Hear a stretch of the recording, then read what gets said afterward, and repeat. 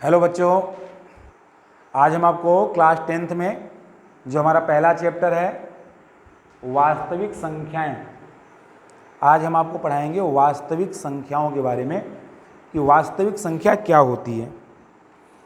अच्छा, वास्तविक संख्याओं के बारे में पढ़ने के पहले, वास्तविक संख्याओं को समझने के पहले हमें यह पता होना चाहिए कि प्राकृतिक संख्या क्या होती है, पूर्ण संख्या क्या होती है, पूर्णांक संख्या क्या होती है, सम और विषम संख्या क्या होती है, और परिमेय और अपरिमेय संख्या क्या होती है। जब तक हम इन संख्याओं का कॉन्सेप्ट नहीं समझेंगे तब तक हम वास्तविक संख्याओं को नहीं समझ पाएंगे। अब जैसे अपन से किसी ने पूछा कि वास्तविक संख्या क्या है, रियल नंबर क्या है, तो आप ये जान लीजिए कि जितनी भी संख्याएं होती हैं इस विश्व में, इस संसार में जितनी भी संख्याएं होती हैं, पूरी संख्याएं वास्तविक हैं, पूरी संख्याएं वास्तविक हैं। हम बात करते हैं प्राकृतिक संख्या की, तो प्राकृतिक संख्या हमारी क्या होती है, नेचुरल नंबर हमारा क्या होता है, मतलब ऐसी संख्याएं जिनका उपयोग हम वस्तुओं को गिनने के लिए करते हैं, ऐसी संख्याएं जिनका उपयोग हम वस्तुओं को गिनने के लिए करते हैं, ऐसी संख्याओं को हम कहते हैं प्राकृतिक संख्या।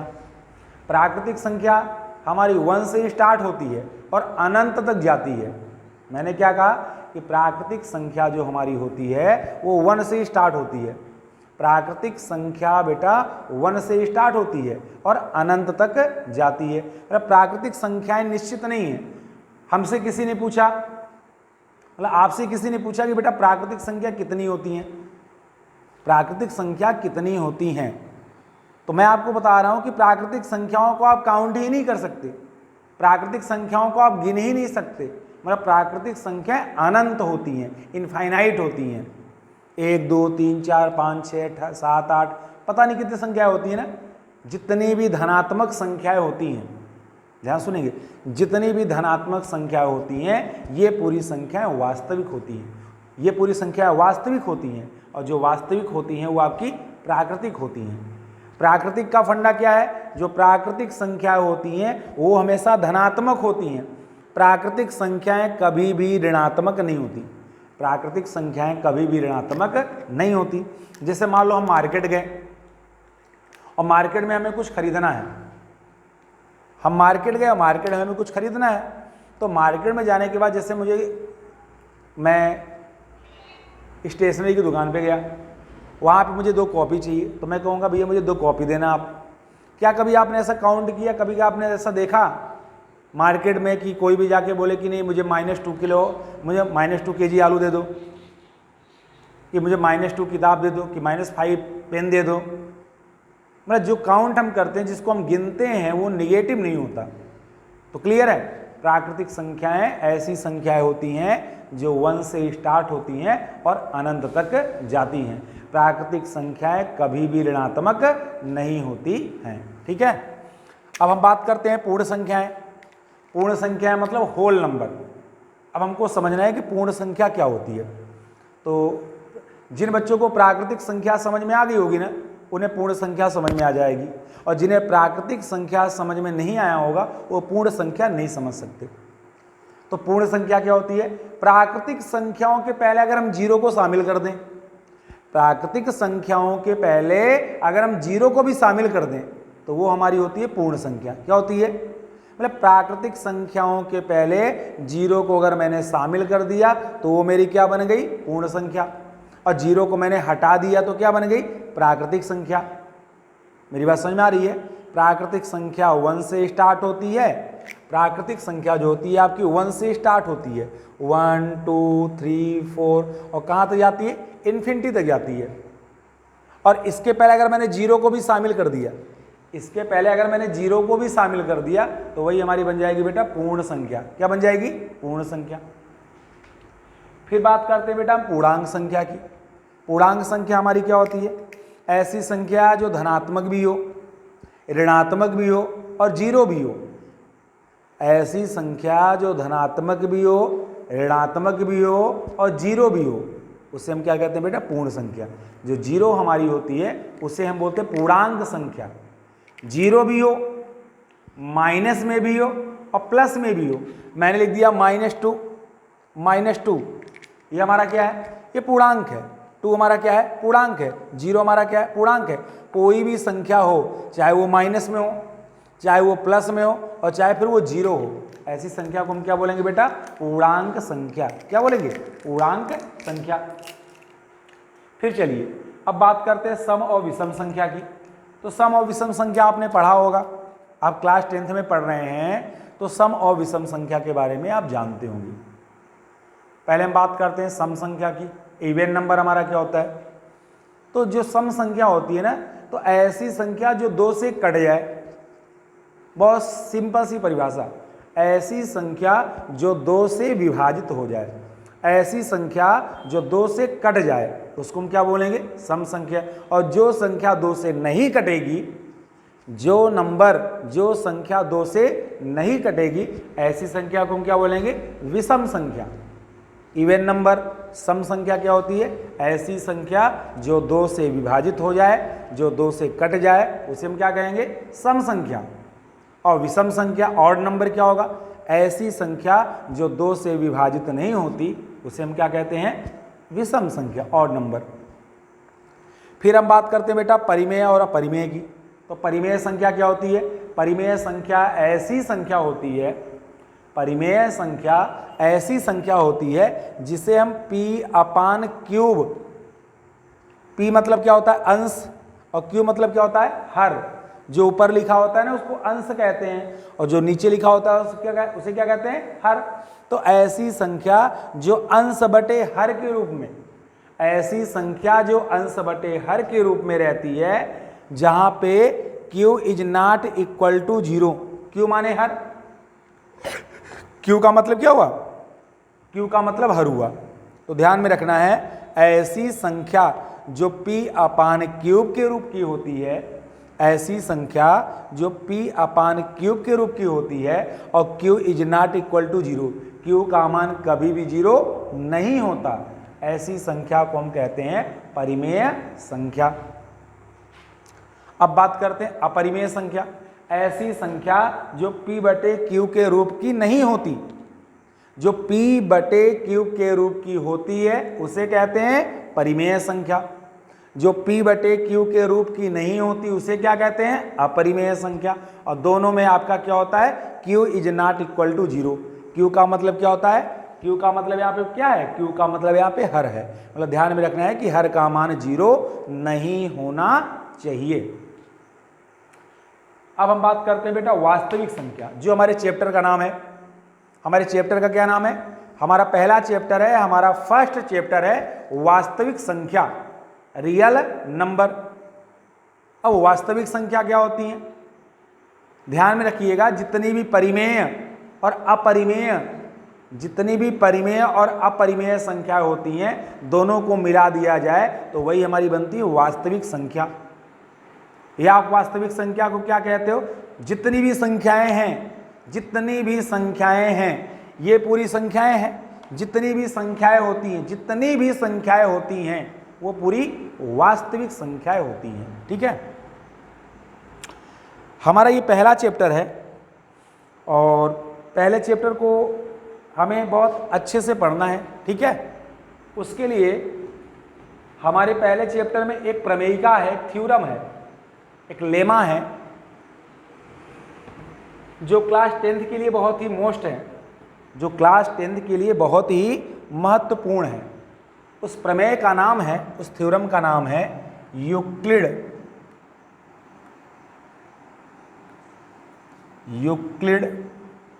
विभाजन प्रमेयिका।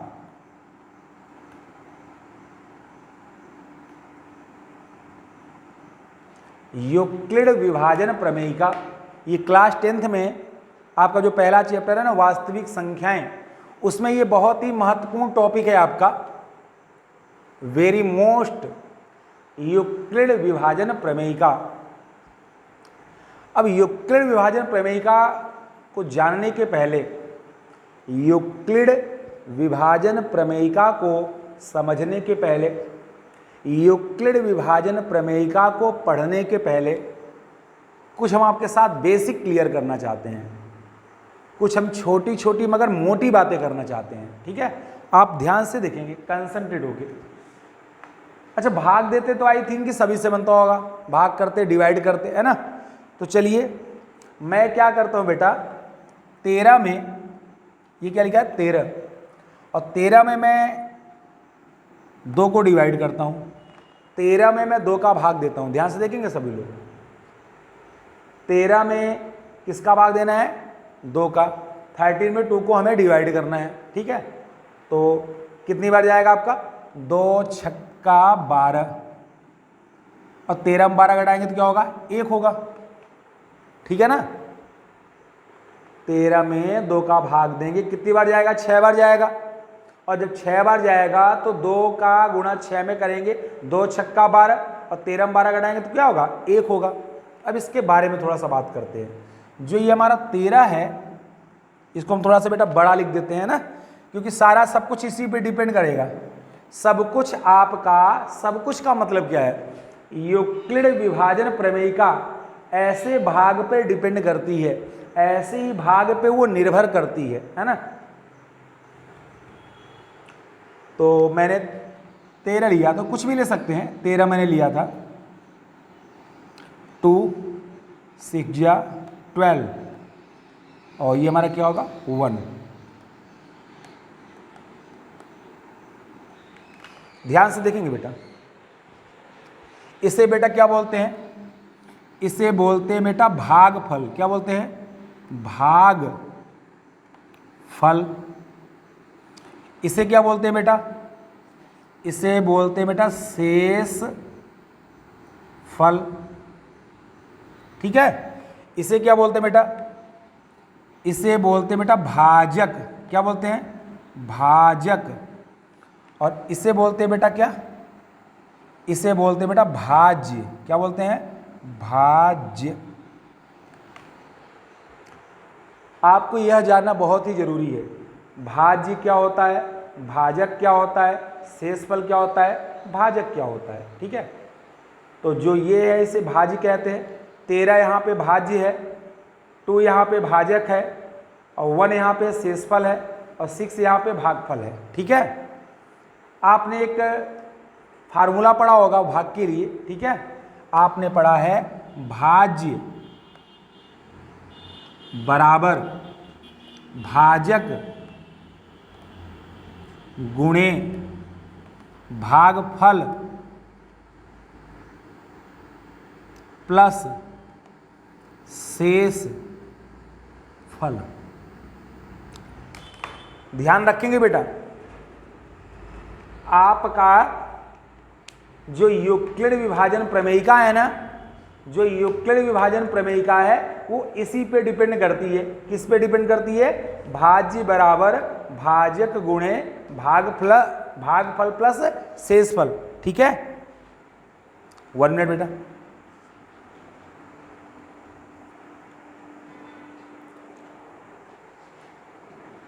हाँ बेटा, मैं बात कर रहा था कि जो मेरा यूक्लिड विभाजन प्रमेयिका होता है ना, वो हमारा इसी सूत्र पे डिपेंड करता है, भाज्य बराबर भाजक गुणे भागफल प्लस शेषफल। अब सुनेंगे थोड़ा सा, यूक्लिड विभाजन प्रमेयिका हमारा होता क्या है। मैं यहां पे लिख रहा हूं 60 में, a इक्वल टू होता है बी क्यू प्लस आर। क्या लिखा है बेटा, मैंने लिखा है कि a equal to B Q plus R. ठीक है, यहां पे मेरा क्या लिखा हुआ है, a equal to B Q plus R. अब समझिएगा, तो आप इस वाले फार्मूले का और इस वाले फार्मूले का पोजीशन देखिएगा। यहां पे a है, यहां पे भाज्य है, मतलब भाज्य को हम क्या बोलेंगे बेटा, भाज्य को बोलेंगे बेटा a बराबर, यहाँ पे b है, यहाँ पे भाजक है, तो भाजक को क्या बोलेंगे b गुणे, यहाँ पे क्यूब है, ये हमारा क्या होगा, क्यूब होगा, प्लस शेषफल, और यहाँ पे शेषफल हमारा क्या है, आर है। मतलब ध्यान में आपको बेटा ये रखना पड़ेगा, ये आपको ध्यान में रखना पड़ेगा कि ए क्या है, ए का मतलब भाज्य, बी का मतलब भाजक, और क्यू का मतलब भागफल, और आर का मतलब शेषफल। जब तक बेटा ये ध्यान में आप नहीं रखोगे तो मजा नहीं आएगा पढ़ने में। ध्यान में आपको रखना है कि ए का मतलब भाज्य, बी का मतलब भाजक, क्यू का मतलब भागफल, और आर का मतलब शेषफल। तो यूक्लिड विभाजन ने, मतलब यूक्लिड आपके गणितज्ञ का नाम है जिसने ये प्रमेय दिया था a = bq + r। उन्होंने कहा कि दो धनात्मक पूर्णांक a और b, ध्यान से देखेंगे, दो धनात्मक पूर्णांक a और b, दो धनात्मक पूर्णांक a और b दिए रहने पर, ध्यान सुनेंगे बेटा, दो धनात्मक पूर्णांक a और b दिए रहने पर ऐसी अद्वितीय पूर्ण संख्याएं दो होती हैं, q तथा r, q तथा r,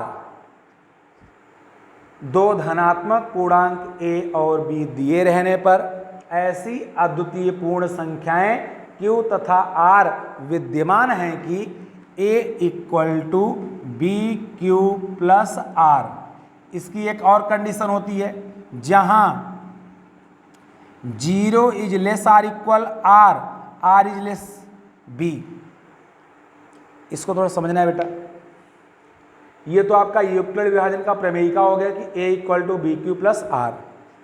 r का मतलब क्या होता है, r का मतलब शेषफल, और b का मतलब क्या होता है, b का मतलब भाजक होता है। ध्यान में रखना है कि जो आपका शेषफल होगा, हमेशा ध्यान रखना, ये तो आपको पता है ना कि ये r है, स्मॉल r है, दिख रहा है। इसको पढ़ेंगे क्या कि r का जो मान है वो 0 से बड़ा है या 0 के बराबर है, और r का जो मान है वो b से छोटा है। ध्यान में रखना है कि r का जो मान होता है, ध्यान रखेंगे, कोई भी भाग करके आप देख लो, कोई भी भाग करके आप चेक कर लो, हमेशा r का जो मान होता है, मतलब शेषफल का जो मान होता है, शेषफल का मान या तो 0 होगा, शेषफल का मान या तो 0 होगा या 0 से बड़ा होगा। कोई भी भाग करके आप देख लो बेटा, शेषफल का जो मान होगा वो 0 होगा या 0 से बड़ा होगा और भाजक से छोटा होगा। b क्या है, b हमारा भाजक है, भाजक से हमेशा छोटा होगा। हम यहाँ पे देखें तो शेषफल हमारा कितना है, शेषफल हमारा 1 है। हम देख रहे हैं कि जो हमारा 1 है वो 0 से बड़ा है, 1 हमारा क्या है, 0 से बड़ा है, और 2 से क्या है, छोटा है। तो ध्यान में रखना है इसे आपको कि दो धनात्मक पूर्णांक a और b दिए रहने पर दो ऐसी अद्वितीय पूर्ण संख्याएं q तथा r इस प्रकार विद्यमान है कि a = bq + r, जहां 0 <= r, r <= b। 0 छोटा है, बराबर है r के, और r छोटा है b से। ठीक है, चलिए ये हमारा हो गया बेटा। इसे अपने दिमाग में बना लेना। मैं लास्ट बार आपको बोल रहा हूं, a का मतलब क्या होगा, a का मतलब भाज्य होगा, b का मतलब भाजक होगा, q का मतलब भागफल होगा, और r का मतलब शेषफल होगा। इसी प्रमेय को, इसी थ्योरम को हम क्या कहते हैं बेटा, इसी थ्योरम को हम कहते हैं यूक्लिड विभाजन प्रमेयिका। ये मेरी कौन सी प्रमेय है, यूक्लिड विभाजन प्रमेयिका। ठीक है,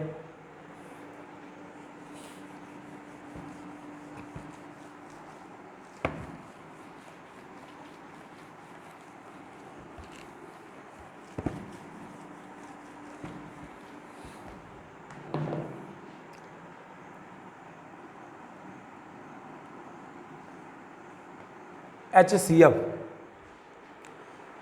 अब आपको सीखना है कि HCF कैसे निकालते हैं। HCF कैसे निकालते हैं, HCF निकालना आपने इसके पहले पढ़ा होगा, आपने इसके पहले HCF महत्तम समापवर्तक निकालना आपने पढ़ा होगा। हम फिर यहाँ पे HCF पढ़ेंगे। HCF मतलब हाईएस्ट कॉमन फैक्टर, ये कैसे निकालना है, ठीक है। जब हमारे क्लास 10th में आएगा HCF निकालने के लिए, तो वो आएगा कि यूक्लिड विभाजन प्रमेयिका से निकालिए। कौन से मेथड से निकालना है? यूक्लिड विभाजन प्रमेयिका के प्रयोग से। तो जैसे हमारा एक क्वेश्चन है कि 135 और 225, ठीक है। देखिए पेपर में हमारा कैसे आएगा, लिखा रहेगा कि 135 और 225 का यूक्लिड विभाजन एल्गोरिथ्म से इसका HCF ज्ञात कीजिए। अब हमें बेटा सीखना है कि HCF हम कैसे ज्ञात करते हैं, ठीक है। बिल्कुल ध्यान से देखिएगा, ये आपके क्लास 10th में आपके पेपर में आपके बोर्ड एग्जाम में आएगा, ठीक है। तो अब यहाँ पे 2 नंबर हमारे पास हैं। एक नंबर है हमारा 135 और एक नंबर हमारा क्या है 225। इन दोनों का हमें HCF निकालना है। तो HCF निकालना है तो इन दोनों में छोटा नंबर कौन सा है, 135 है, और बड़ा नंबर कौन सा है, 225 है ना। तो देखिए क्या करना है मुझे। अब भाग का तो रूल आपको पता है ना कि बड़ी संख्या में छोटी संख्या का भाग देते हैं। भाग हम कैसे देते हैं, बड़ी संख्या में छोटी संख्या का भाग देते हैं। तो चलिए, तो जो हमें भाग देना है, तो भाग देने वाला जो कार्य है ना, वो हम अपनी परीक्षा की कॉपी में भी कर सकते हैं या रफ कार्य में भी कर सकते हैं, है ना। तो चलिए हम भाग देते हैं पहले। तो 225 में किसका भाग देंगे, 135 का। ध्यान से देखना है बेटा, 225 में किसका भाग देंगे, 135 का। ये हमारा क्या है बेटा, ये हमारा भाज्य है। ये हमारा क्या है, ये हमारा भाजक है। सिंबल इसका क्या है, प्रतीक इसका क्या है, इसका प्रतीक A है और इसका प्रतीक क्या है, इसका प्रतीक B है, ठीक है। इसको बेटा A बोलते हैं और इसको बेटा B बोलते हैं। तो चलिए अब भाग देते हैं। तो 135 का भाग देना है, तो एक बार, 2 बार, अगर 2 बार जाएगा तो हमारा अधिक हो जाएगा। गुणा तो आप करते हो ना। 135 का 225 में भाग देना है, तो 135 का 225 में कितनी बार जाएगा भाग, तो 135 का 225 में एक बार जाएगा। कितनी बार, एक बार। तो मैंने यहाँ पे कर दिया 1। तो जब 1 कर दिया तो 1 का इंटू इसमें करेंगे तो क्या होगा, 135, और 5 में 5 माइनस करेंगे 0 होगा, और 12 में 3 माइनस करेंगे 9 होगा। ये हमारा कैंसिल हो गया। अब देखिए बेटा, HCF अपन क्या पढ़ रहे हैं, HCF हम तभी ज्ञात कर सकते हैं, HCF हमें तभी मिलेगा जब हमारा शेषफल 0 हो जाएगा। जब तक हमारा शेषफल 0 नहीं होगा, जब तक हमारा शेषफल 0 नहीं होगा, तब तक हमें उसका HCF नहीं मिलेगा, ठीक है। तो चलिए, A का मान कितना है बेटा, 225, B का मान कितना है, 135, Q का मान कितना है, 1 है, और R का मान कितना है, 90 है। यहाँ पे शेषफल हमारा 0 नहीं हुआ, तो इसको हम बेटा लिखेंगे, यहाँ पे हम लिख देते हैं। तो चलिए, हल, हमें 135 और 225 का HCF निकालना है। फार्मूला मैंने आपको बताया ना, फार्मूला हमारा क्या होता है, फार्मूला ये आपके दिमाग में बना रहना चाहिए, A = BQ + R। अगर ये आपके दिमाग में बना है ना, तो कभी भी बेटा आपका गलत नहीं होगा, ठीक है। तो हमारा 135 और 225 का HCF, यहाँ से हमारा सोल्यूशन स्टार्ट है, यहाँ से मेरा हल स्टार्ट है। तो फार्मूला हमारा क्या होता है, यहाँ लिख देंगे, सिंस चूंकि A = BQ + R, ये हमारा फार्मूला होता है। इसलिए चलिए, A का मान कितना है बेटा, A का मान 225, मैंने कर दिया 225। A = B का मान कितना है, 135, यहाँ पे लिख ले रहा हूँ मैं अपने समझने के लिए। ए का मान कितना है बेटा 225 है, बी का मान कितना है 135 है, क्यूब का मान कितना है 1 है और आर का मान कितना है 90 है। तो चलिए ये 225 हो गया, यहाँ पे और मैंने कर दिया 225। ए इक्वल टू बी का मान 135 इंटू क्यूब का मान 1 और प्लस आर का मान 90। अभी मैंने भाग किया था, ठीक है। तो ए का मान हमारा क्या है 225 है, बी का मान क्या है 135 है, क्यू का मान क्या है 1 है और आर का मान क्या है 90। अब देखो बेटा यहाँ पे ये हमारा आर है, आर मतलब शेषफल, और यहाँ पे हमारा जो शेषफल है वो 0 नहीं हुआ, यहाँ पे शेषफल हमारा 0 नहीं हुआ। तो ये हमारा फर्स्ट स्टेज है, ये हमारा फर्स्ट स्टेज है। अब हम सेकंड स्टेज में जाएंगे।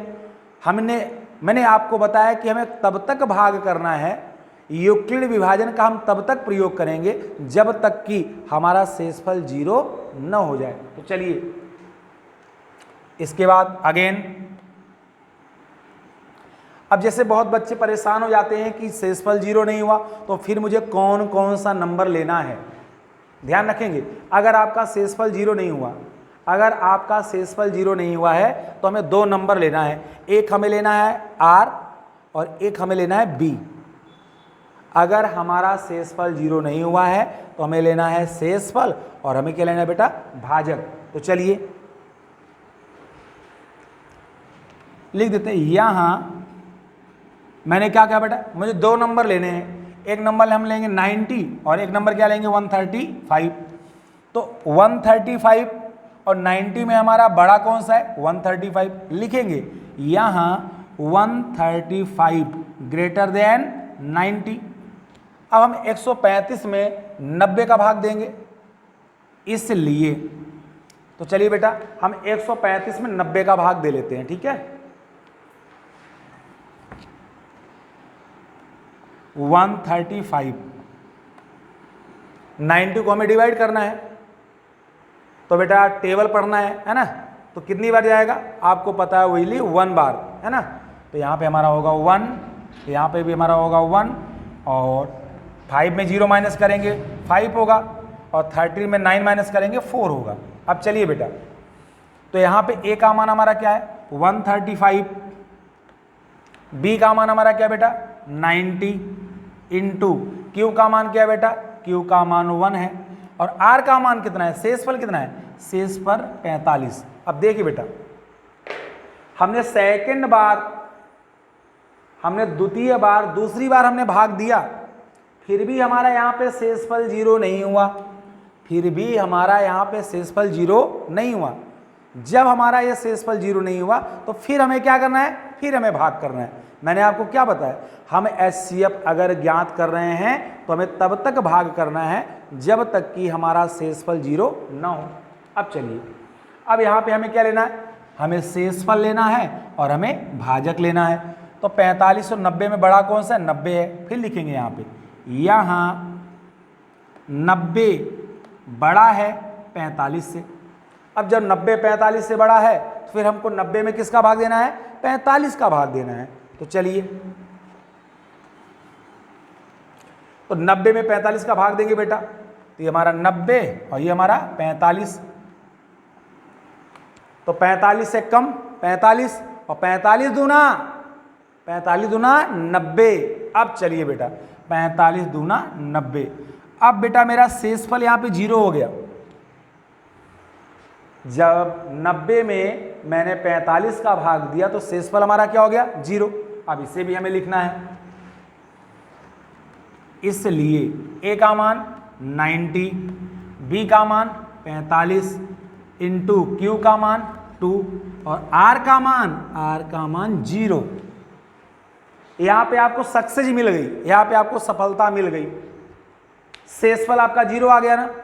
जैसे ही शेषफल आपका 0 आया, जैसे ही शेषफल आपका 0 हो गया, जब आपका शेषफल 0 हो जाएगा तो जो वहां पर भाजक होगा, ध्यान सुनेंगे, शेषफल 0 होने की स्थिति में, अगेन रिपीट कर रहा हूं, शेषफल 0 होने की स्थिति में जो हमारा वहां पर भाजक होगा, जो हमारा वहां पर भाजक होगा वही इन दोनों संख्याओं का, वही इन दोनों संख्याओं का HCF होगा। क्या होगा? HCF।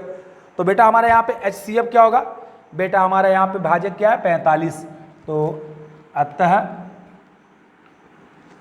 135 और 225 का HCF बराबर कितना बेटा?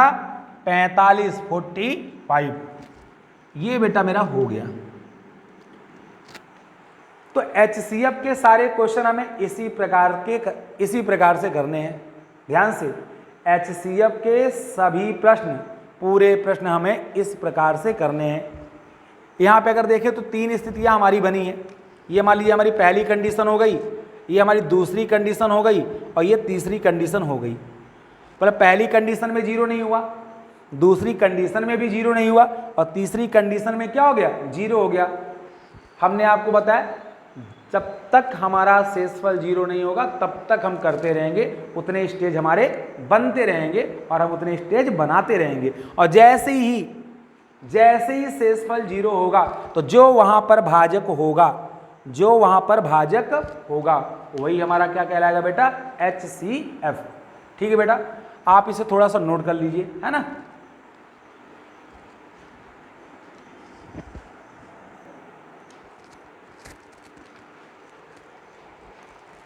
ठीक है, आई थिंक ये आपने इसे नोट कर लिया होगा, है ना।